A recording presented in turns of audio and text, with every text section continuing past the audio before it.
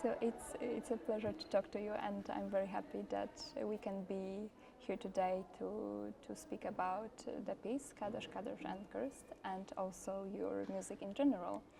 And I think we have a lot to talk about because your music has many different roots. It connects diverse musical styles and cultures.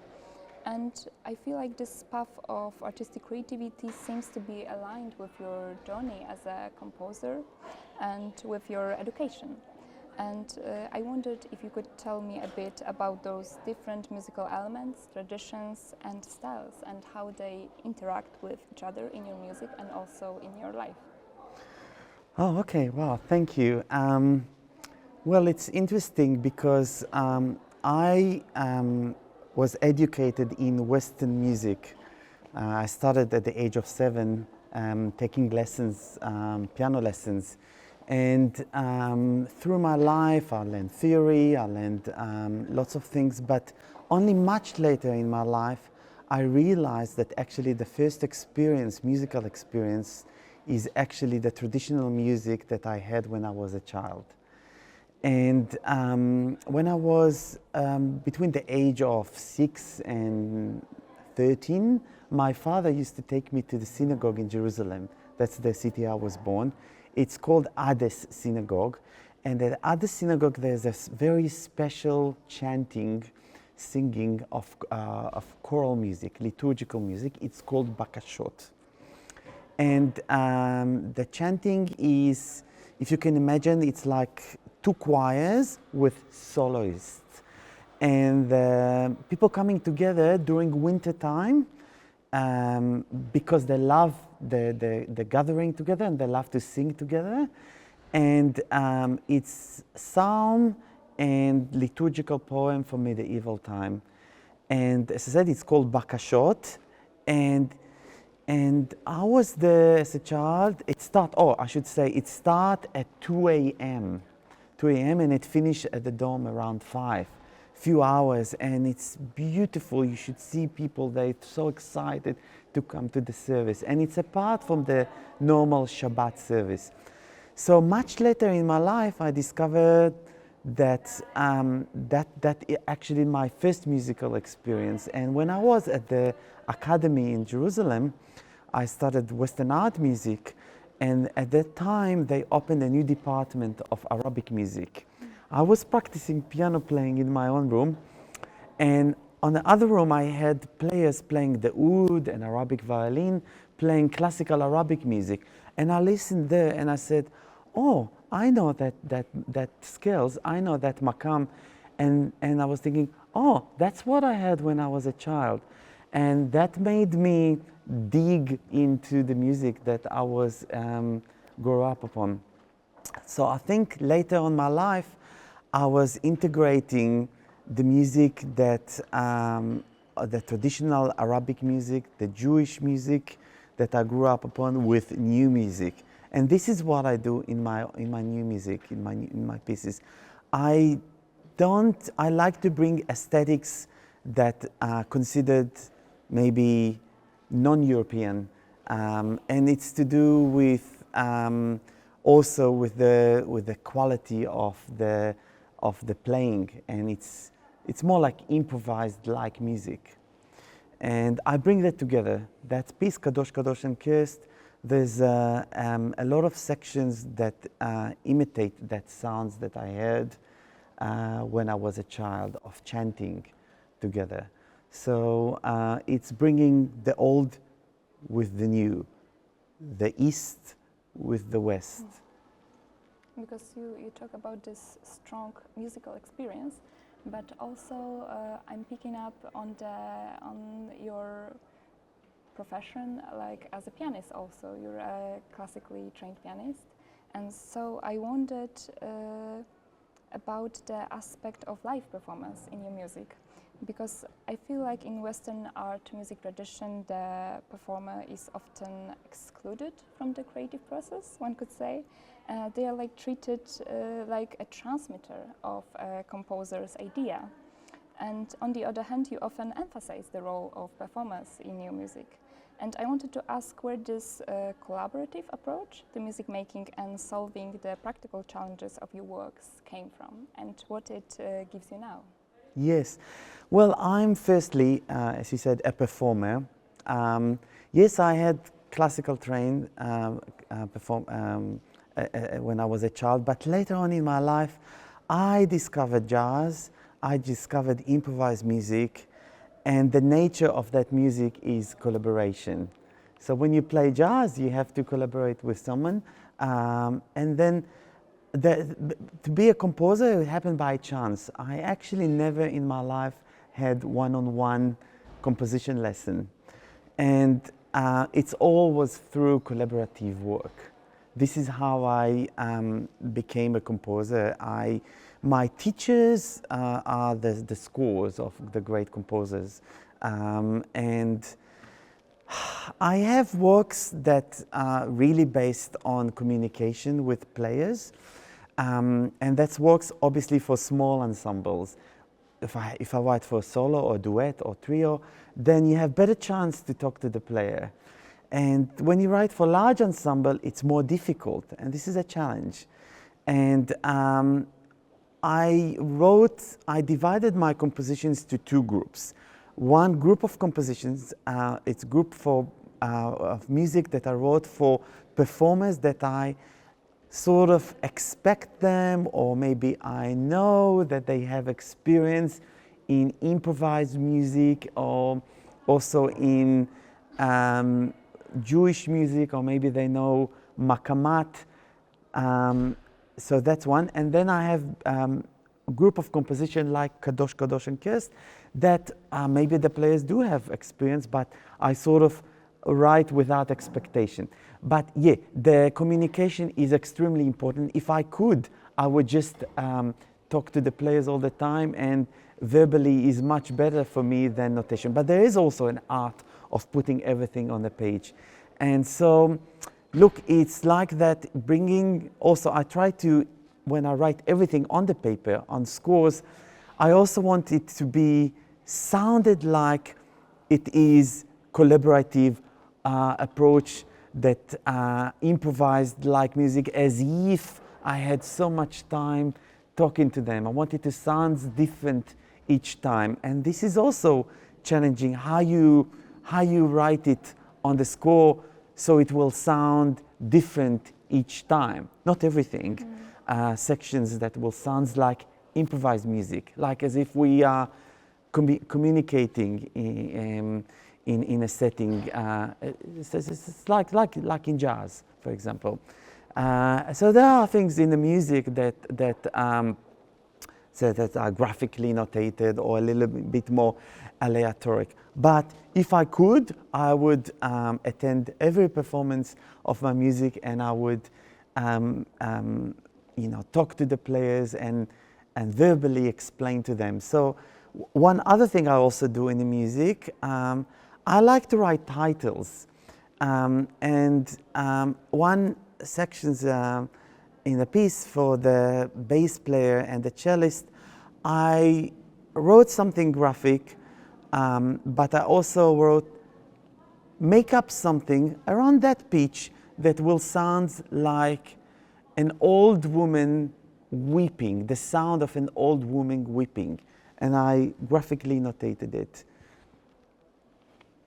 Because you talked about this kind of bringing the improvisation also into the music.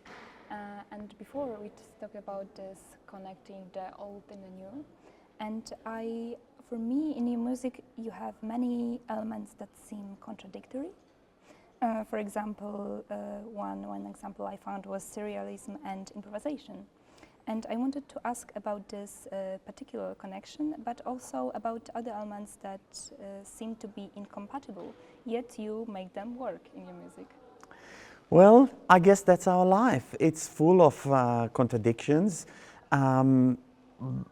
Well, I'm asking myself questions, also whether things could work or not, and that became the work itself. I want to raise questions also for the listeners. I don't want to spoon feed them. and hence the title of the composition, Kadosh Kadosh, Holiness, and Cursed. What's that? Decide. Either you talking about holiness or something that cursed. Yes, that's the essence of my work. I'm interested in all our expression in music making, and in particular in what comes from improvised music. There is something very unique that it's very hard to put to players, and it's a contradictions. So, for example, if you hear a choir of people chanting, and they a little bit out of tune, and they not trained vocalists, and the heterophonic texture is different every time they're gathering. There is a monophonic melody. You would hear the same melody each time, but it sounds different every performance. And the more individuals, the better the texture will be. And then I ask myself, how do I bring it to the classical stage? How do I ask the players to bring it out? What am I going to do? I'm going to ask each one to play out of tune, or to not be with exactly with the conductor. So I have some solutions to it. Some work, some don't. I'm still experimenting, but I guess that's the essence of my work. Is always experimenting and learning new things. But you're right. Yes, I have. You know. I like the inclusion. I like intercultural. That's what I bring together. I don't like to talk about my music or to bring it from a political point of view. But there is something that I touch, and people know that, and they feel that, and sometimes they come to me. So you meant what? That it can work together or it cannot? Yes, I do think things can work together. I do try to find some similarity, and even things that maybe don't work together, that's the way that they work together, that they set side by side. So yeah, different genre of music, different expression, different aesthetics, different tone qualities, serialism, aleatoric music, very fixed, very fully, exactly right, exactly rhythmic notated, with another section that is a completely different. In a way, someone would ask me, well, you're a composer, decide what your method. So, I don't know, maybe it's certainly multicultural, multi-methods, maybe somehow in a way like what Schnittke brought in a different way, I hope. I leave it to musicologists to, exactly analyze. But yeah, I like to, as a composer, I don't limit myself with the musical material that I can use. And yes, serialism works, aleatoric, free form, improvisation, a beautiful tone, and some vulgar tone-like quality, that it sounds like even not a trained musicians. All come together to enhance the dramatic way that I bring things together and the expression. Because in the piece that we mentioned already a few times, Kadosh Kadosh and Cursed, I wanted to ask about the inspirations behind it, because this piece can be described as a meditation on Jerusalem as a city, but also as a point of intersection of history and modernity, and also of different traditions, cultures, philosophies. So could you tell me a bit more about the piece itself and the inspirations behind it? Yeah, I think it's interesting. I was asking myself all the questions that you're asking, and I think that what I did, maybe unconsciously, I was documenting what happened here and now, or when I wrote the piece in the holy city of Jerusalem, and more specifically at the Temple Mount. So I was born in Jerusalem, and I take a lot of inspiration from this city and the different cultures, and it's a holy city for Christians, for Jews and Muslims alike. And yet it's a piece of a lot of conflicts and violence in that city. So when I composed that piece, there were huge crises at the Temple Mount in Jerusalem. The Temple Mount is the holiest place for the Jewish people. It's where the first temple was built and then destroyed. The second temple and built and were destroyed by the Babylonians and by the Romans. And it's a place that there is the mosque that the Muslim built, and it's a holy place also for Christian, all together coming together. And I was thinking in that piece, I was documenting on the one hand Kadosh Kadosh, on the one hand the holiness, the endless spiritual and the history, and coming to that place, you know, just looking at it, the huge stones that building the kotel, and you're thinking to yourself, how so much power, so much energy in this place, so many prayers, so many beauty, so many cantorial things, so many different aesthetics, and on the other hand, a place of crisis, of violence, of deep emotions. And it strikes me like, could that work together?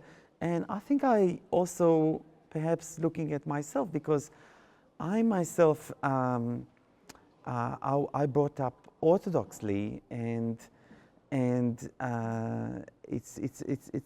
it's very important for me. The place itself, whenever I go there, I feel very moved, and at the same time, I'll see a lot of anger at the place. So that piece brings that. That's why the piece is very, especially the first part.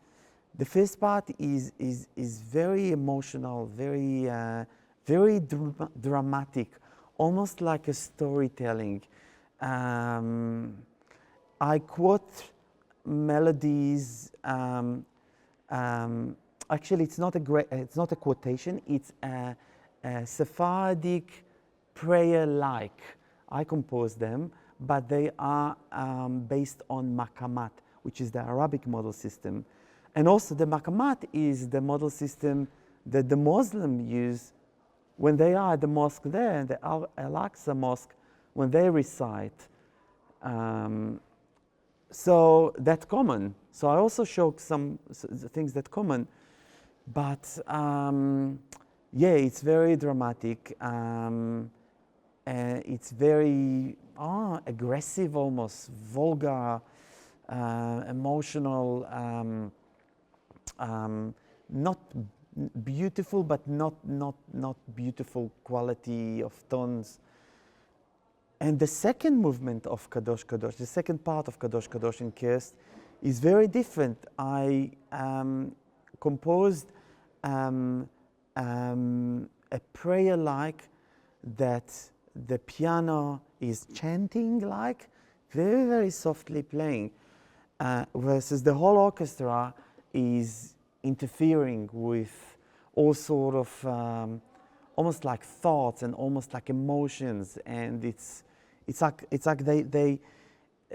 covering that beauty. Because if you would just hear the piano, you would think, this is so beautiful, this is so wonderful. It's like you want to hear just the melody, just the piano playing this beautiful melody. But it doesn't work that way. Unfortunately, you hear all other, which is disturbing, which is something if you could, you would just remove them and stay with the beauty. And I think what you said, like it split pretty clear from our conversation, but I still wanted to ask the question. In your work, you practice like open, integrating approach to music making and to musical material and style. And I wanted to ask about your opinion on the role of music as an integrating factor in people's lives, and would you say you believe that it can be a tool used towards better understanding of one another? Definitely yes. I wouldn't say that I do it just because of that. I think in general, the dialogue is important, and that's why perhaps I bring it out, because I want I want people to think about the way that things can work, because because I want things to work together. I want to show that the common things, and this is actually me, because it reflects me, because I grew up in a traditional family. I'm Jewish, but my background, my parents and grandparents are from Arab countries. So I want to show that love of things. I want to show that it works together, yes. And I want people to think about what it would be. I want everyone to stay, I don't want everyone to leave what they do, but most definitely any dialogue, any expression, any things could help resolving, difficulties. We are experiencing now a war in Israel, and it's very sad. I never saw myself as a composer that advocate politically to something. It's just not me, but I want people, all of us, especially people who are involved and from Israel, I want us to look at the mirror as if someone put a mirror in front of us, and the music is that mirror that you look, and that's what you see or hear in the music, but that's the mirror, that's the reflection. And then, as I said about, for example, the second movement, is that what you want to hear? Or maybe you want to hear just the piano chanting beautifully without all the disturbance. We can live together, certainly. Thank you so much for your time and talking about this piece and your music. I'm very much looking forward to hearing it tomorrow myself. So thank you once again. Thank you.